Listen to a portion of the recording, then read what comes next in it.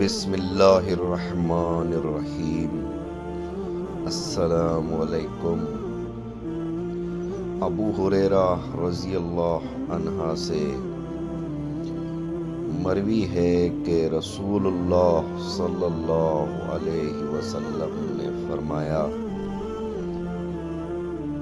میں تمہیں 3 باتوں کا حکم دیتا ہوں اور 3 باتوں سے منع کرتا ہوں۔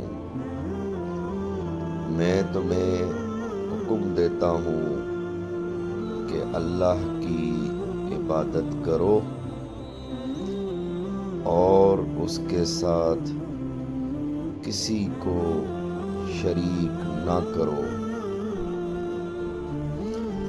اللہ کی رسی کو مل کر مضبوطی سے تھام لو اور فرقہ فرقہ مت بنو، اور جس شخص کو اللہ تعالی نے تمہارے معاملات کا نگران بنایا ہے اس کی اطاعت کرو، اور میں تمہیں فضول گفتگو، کثرت سوال اور مال ضائع کرنے سے منع کرتا ہوں۔